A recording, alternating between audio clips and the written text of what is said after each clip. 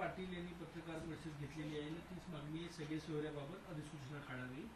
सरकारही सकारात्मक दिसते की अजितदादा म्हटले की आम्ही सकारात्मक आहोत. नाही, हे बघा की त्यांना मागच्या वेळेस जो सरकारने शब्द दिला होता आणि आचारसंहिता लागायच्या आधी सरकारने जे सांगितलं होतं की 6 लाखाच्या वर ग्रीव्हन्सेस आलेले आहेत, आक्षेप आलेले आहेत, या आक्षेपाचं निराकरण करण्याचं काम सुरू आहे आणि त्या आक्षेपाचं निराकरण झाल्यावर ही अंतिम अधिसूचना नक्की काढण्यात येईल, प्रकाशित करण्यात येईल. आता खरं म्हणजे जरांगे पाटलाचं पण बरोबर आहे, वेळ खूप झालेला आहे आणि त्यामुळे लवकरात लवकर सरकारने त्यांच्यासोबत चर्चा करून सरकारला आणखी किती वेळ पाहिजे हे स्पष्टपणे सरकारने जाहीर करायला पाहिजे. आणि मी मागे सुद्धा बोललो की जरांगे पाटलांनी सुद्धा आपल्या प्रकृतीकडे लक्ष द्यावं आणि सरकारशी संवाद साधून चर्चा करून किती वेळ तुम्हाला लागते याबाबत चर्चा करावी आणि हा प्रश्न निकाली काढावा.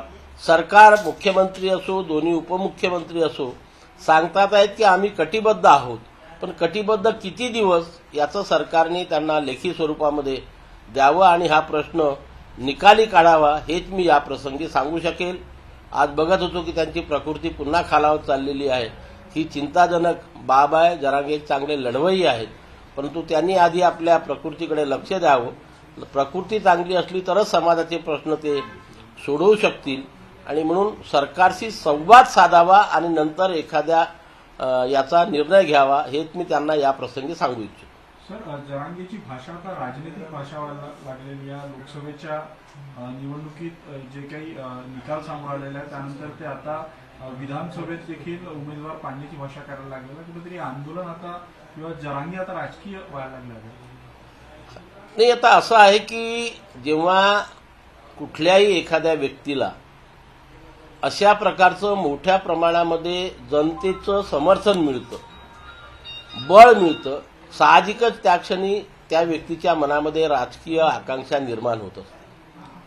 परंतु हे करत असताना कधी कधी असं ऐकायला मिळतात की ते जे मी यांना पाडील त्यांना पाडील पेक्षा आपण आपले लोक कसे निवडून आणू याच्यावरती त्यांनी आपलं लक्ष केंद्रित करावं आणि आपली शक्ती या महाराष्ट्रातील जनतेला दाखवावी.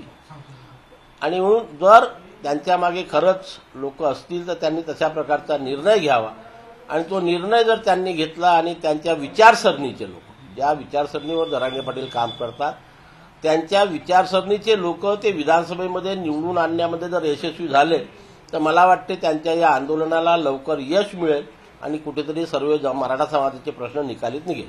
सर, ते असं म्हटले की वडेट्टीवारांनी जर आमच्या विरोधात बोलले तर काँग्रेसचे आम्ही सगळे उमेदवार पाडू.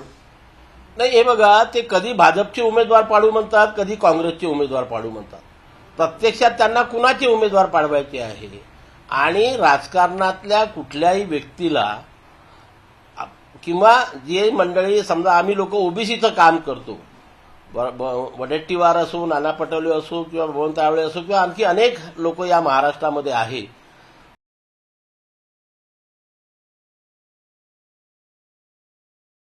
समाजाच्या संविधानिक अधिकाराचं रक्षण करण्याकरता जर आम्ही एखादं वक्तव्य करत असू तर ते त्यांच्या विरोधात आहे, ही त्यांची चुकीची भावना आहे.